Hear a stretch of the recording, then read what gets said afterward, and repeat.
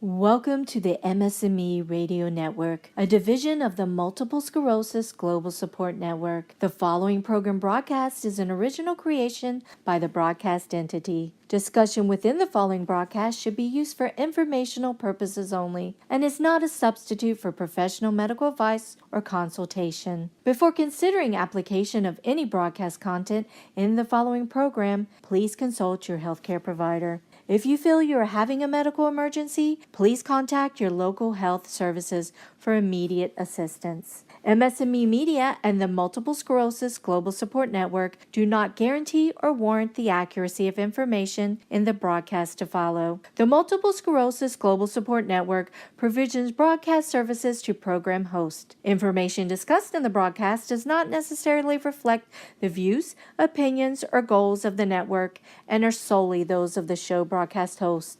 Should you wish to host a broadcast, please visit our website at msmemedia.com and submit a request to become a program host. We thank you for listening to the MS&Me Radio Network. Enjoy the show. Hello everyone. Welcome back to another episode of MS Gamers Hut. I hope you enjoyed my reviews of MMO mobile games last week. This week I'll be reviewing racing games. Racing games are so popular that it seems if the need for speed is ingrained in the DNA. From hyper-realistic racing simulators to arcade smash fests and everything else in between. Our first game I'm going to review is Asphalt 8 Airborne. Asphalt 8 Airborne is a very successful racing game. The sheer sensation of speed and momentum, natural controls, and wealth of content makes it highly recommendable. This is the 8th game in the series, so it shouldn't be surprising that Gameloft has locked down the basic mechanics. The silky smooth tilt controls of steering feels intuitive, and since the cars auto-accelerate, the two halves of the screen function as gigantic buttons to trigger brakes and nitro boost. Those three basic building blocks are all that's needed to offer really precise handling across the 9 differentiated environments which run the gamut from a neon-soaked Tokyo Rift to sharp turns at the ramp-laden streets of London. Asphalt 8's addition to the series, the air stunts are a nice twist that offer nitro boost as rewards, which gives them a risk-reward dynamic. Taking to the air is often slower than sticking to the streets, so making split-second decisions about whether I could spare the time to make it up with the boost I'd earned helps add tension to the race.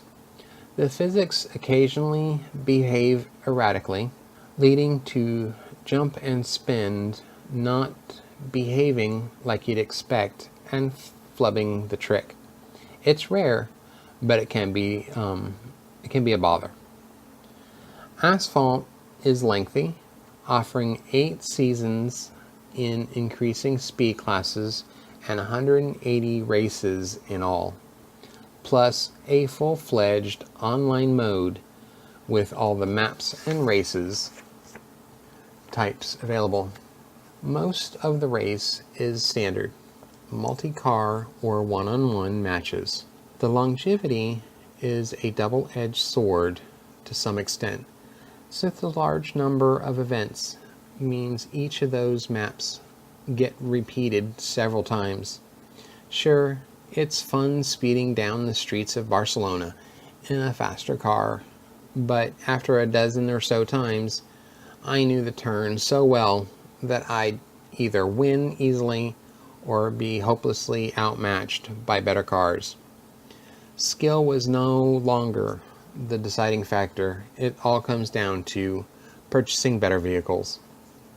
A few modes do offer more intensive racing types. Infectious become a quick favorite of mine. It gives all the infected racers unlimited boosts, but with the constant threat of burning out once the infection passes. If you fail to add time to speeding it, another mode, Knockdown, de-emphasizes the race aspect and instead has you attempt to cause more crashes than your opponent. To keep these events spread out, the pacing is dictated by collecting stars to unlock new seasons of races. They're granted a winning race or fulfilling special conditions like a certain number of drifts or takedowns. Within the seasons, certain events require a particular car that can be purchased with in-game currency. By the time I reached the midpoint, the hodgepodge of car requirements felt like an unworkable maze. I constantly needed more stars, but by the point, progression required me to spend a large wad of cash on a car that might only be useful for one event. I would disgrudgingly buy it, earn the 5 stars available in that event, and then go looking for another that could slowly inch me towards the next season. Of course, Asphalt is more than happy to remind you that you can simply purchase some cars or in-game currency to speed up the progress. The packs of cars are either a sampling of a particular speed class or a variety pack of middling vehicles, so neither is workable long-term solution. Packs of currency are never less helpful, or even less helpful. They may be enough to field some purchases in the early game, but not later when stars are in short supply and expensive cars are more desperately needed. In short, no single purchase would see through the campaign, and some of them are extremely pricey. Asphalt 8 Airborne is a highly polished racer with loads of content, but its pace is slowed by aggravating gating that pushes too hard towards its in-app purchases. The later seasons are too intrusive, and the grind starts to wear thin after a while. But until that feeling sets in, Asphalt 8 is quite a ride. At the very least, it's worth playing for a while, even if exhaustion is likely to set in before you make it to the last lap. My next game I want to review is called Repulse. Hover racers, futuristic circuits, and pumping trance music make Repulse share the same similarities with Wipeout, but is tightly focused on speed and doesn't contain any weapons or combat. Instead, you have to guide your sleek craft around a number of different tracks, ensuring that you pass through a correct colored gates to keep your speed up. You see, hitting your top speed in Repulse is all about your polarity. As you race around, you switch between green and red, passing through 3 green gates. When you're green will not only increase your momentum, but it'll also grant you some speed boost to use, which you can activate by tapping the center of the screen. When you've passed through 3 gates, your polarity charges, meaning you then have to aim for the red gates instead. What makes this mechanic so challenging is that you have to form a distinct pattern in your head. If you zone out and start aiming for gates of one color, then you'll end up driving through the wrong one eventually. This not only breaks your combo counter, but also robs you of a little bit of your pace. You're not competing against rival races in Repulse, although occasionally other traffic does get in your way. Your main objective is to be as fast as possible and earn badges by beating a set time. Getting a certain number of speed boosts in a single race and avoid collision, these badges unlock other tracks. The time you spend on the track also bags you experience points, which you can use to advance your level and gain access to more vehicles. It's quite a slow drip feed of content. There's thankfully no way to jump the queue and unlock everything from the start off. This means that you have to put your time into Repulse to see all it has to offer. Mercifully, the hypnotically rhythmic nature of the gameplay makes that a pleasure rather than a chore. The nature of the gameplay does mean that it's not going to appeal to everyone unless you're keen on repeatedly playing a track to register a superior time or earn a new badge. Then you might tire of the experience sooner than rather than later. Although on the surface Repulse might seem like a Wipeout clone without any of the exciting combat, it's actually a very different beast. The gameplay demands your utmost attention, and the speed some of the later craft can achieve is astonishing. It's also a very attractive game with some lovely ships and environments. Repulse is one of those titles which doesn't try to dazzle you with a rich helping of content, but instead aims to offer a streamlined and compelling experience. It does that without a shadow of a doubt, and even in the lack of variety, you may be off-put by some players. The next game I'd like to talk about is Beach Buggy Blitz, the most fun you can possibly have at the beach. There's severe lack of quality mobile kart racers. So when something like Beach Buggy Blitz comes along, it's easy to take notice. It's especially easy to take notice of the sharp graphics, catchy music, and free price tag. But while your first few joyrides will seem like smooth sailing, once you get the feel of it, you'll begin to notice some bumps along the way. Beach Buggy Blitz is in the same version of Temple Run and Jetpack Joyride, where you're moving forward on an infinite track. Where this game differs from the others is that you don't fail from falling off the track or running into a hazard. Instead, you're given a strict time limit.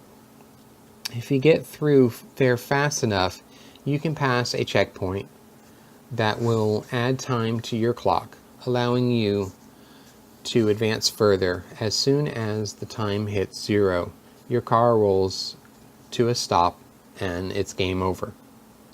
Beach Buggy Blitz is very welcoming to newcomers and veterans alike.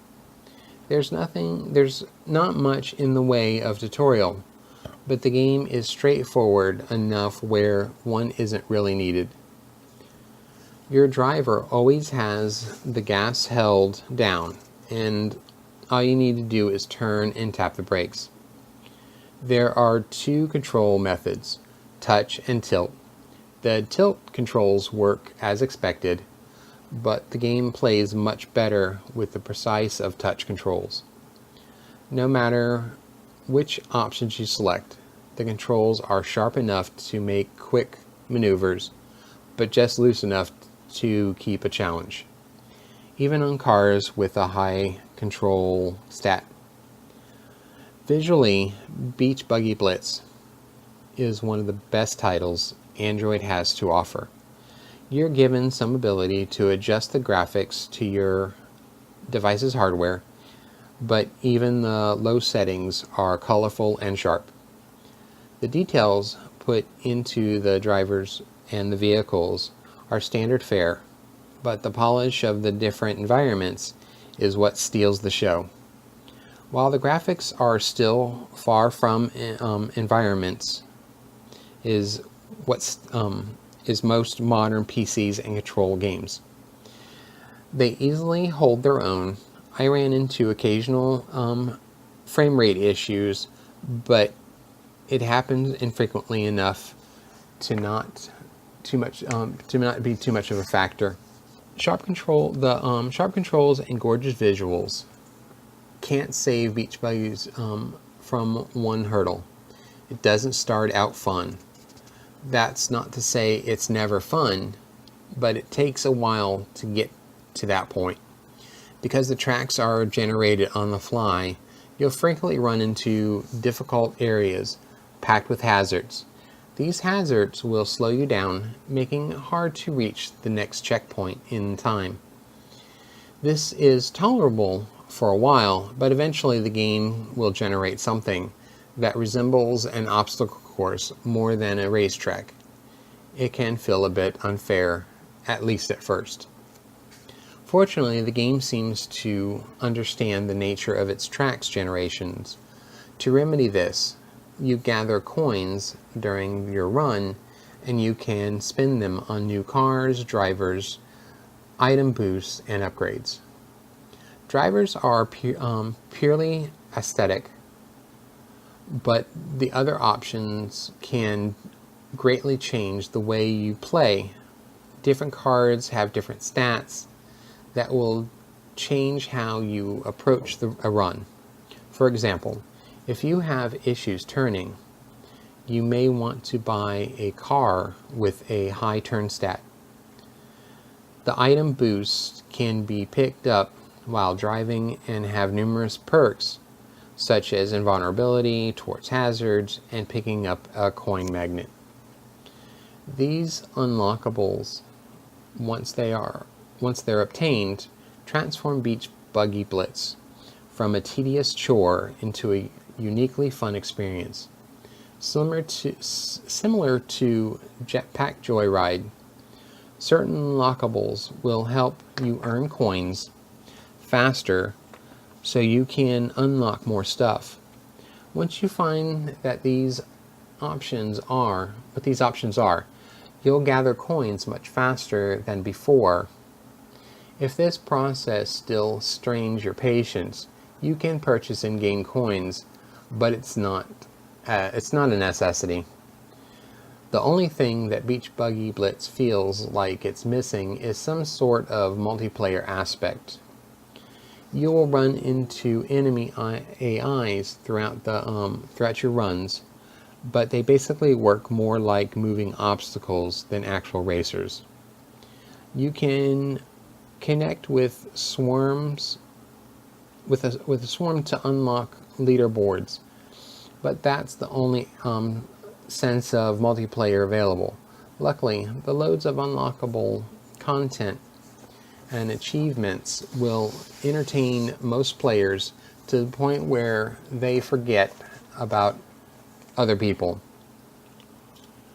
Beach Buggy Blitz is one of the best infinite run style games for a smartphone, while it lacks some of the polish of titles like Temple Run and Jetpack Joyride. It still hangs on with its wonderful gameplay.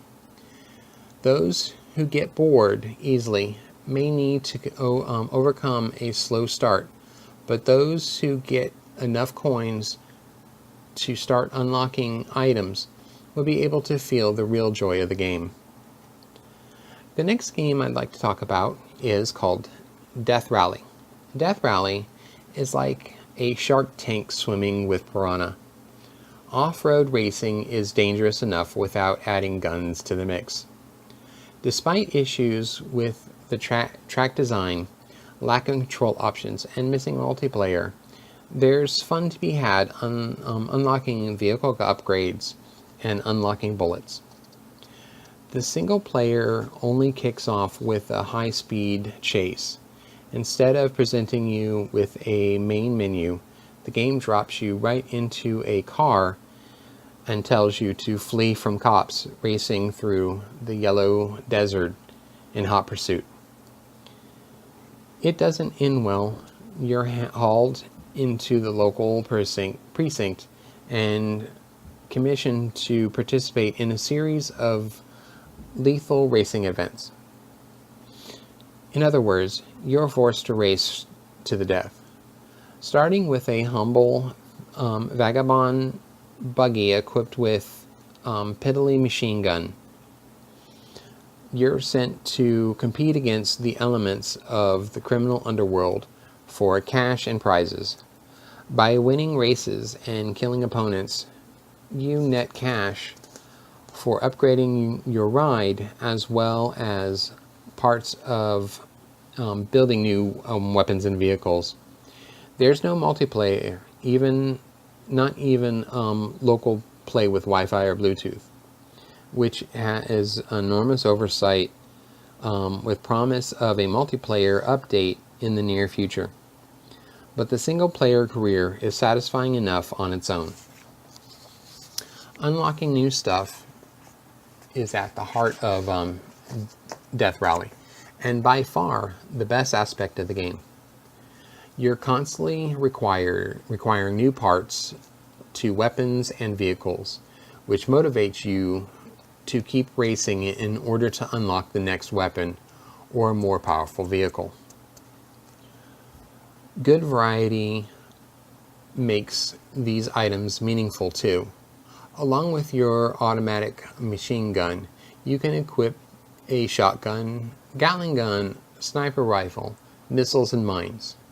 Each new carries unique stats and upgrades potential. Better still, cash earning enables you to improve the performance of your vehicle, as well as boosting the potency of your weapons. In turn, this encourages you to obliterate as many competitors as possible, pull off daredevil moves, and win races to gain cash multipliers to boost your pay. The game runs into trouble when it comes to controls and track design. Unfortunately, while the default control scheme works decently, a virtually analog stick for steering, a button for firing weapons, the absence of alternative configurations is disappointing.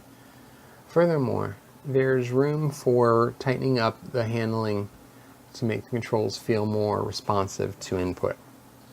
Also, an issue are some of the tracks where it's common to find yourself stuck on the shoulder of a road or have your view of the action regularly obstructed by objects in the foreground. In the urban track velodrama, for instance, rail lines running above the street constantly cut into your line of sight. The same is true for the twisty refinery track with its network of overhead pipes. On the other hand, the view is clear in Riff, yet the rocky edges and aeroplane wing bridge makes it easy to get hung up during the race. As such, success requires memorizing the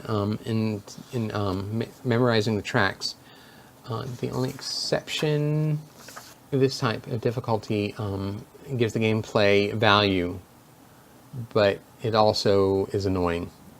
Death Rally delivers thrills, but tightening up the controls and tracks, as well as introducing control options in multiplayer, is needed for this fun upgrade happy car combat game to transform from threatening to truly killer. The next game I'm going to talk about is Riptide GP Renegade. Riptide GP Renegade is a game that embraces its identity. It's the latest game by Vector Unit, a team of aquatic racing veterans behind games like Hydro Thunder Hurricane and Riptide GP2. The game's clearest ancestor is Nintendo's Wave Race series, but the game also takes a page from the arcade-style actions of Hydro Thunder and mixes it with a style something like SSX. The results is a game that is truly unique, a unique combination of mechanics that come together in one package that can best be described as incredibly fun. The game's core is, of course, racing on water. Aquatic racing can be difficult for a developer to make well. While a car has only to deal with pavement and dirt, on the water you need to account for waves and the ability to cut through the water as opposed to simply driving on top of it, and the effects of the other players. It's a completely different feel compared to driving a car. Riptide GP Renegades does a wonderful job setting it apart while still making it fun and accessible, thanks to a strong array of courses on which you'll be racing. Each of the game's 9 tracks is unique and fun to race. Each has its own theme, and while some tracks can appear similar, they're still readily distinguishable from each other. Arcade racers usually have fantastical tracks, and many have been done before, but Riptide has quite a few fresh ideas and differentiates itself. Highlights include racing down a river through a burning forest or through a flooded city where you can see cars submerged below you. In the first few hours, essentially, the visual impact of the track will keep you coming back for more, just to see what's next. The track design combines jumps and corners with huge drops and environmental changes to ensure you're constantly focused on what's coming next. The drops are enough to be fun on their own, and they give you the game a great sense of daring that makes each race exciting. But it's the environmental changes that really set the stage for some truly cool tracks. While not every track has them, the ones that do can change things pretty significantly. One track is centered around a giant naval battlefield, and you'll have to contend with ships repositioning and being destroyed as you race. Another takes place in a hurricane where massive waves across the coast leave you making massive jumps as you try to cut through the water without being thrown off course. Other tracks have changed considerable more fun. And this is going to bring us to the end of another episode of MS Gamers Hut. I would like to thank MS&Me Radio for letting me talk about my passion with games, and my listeners who without you, I would not have a show. Next week I'm going to review some puzzle games for you guys. Thank you and goodbye.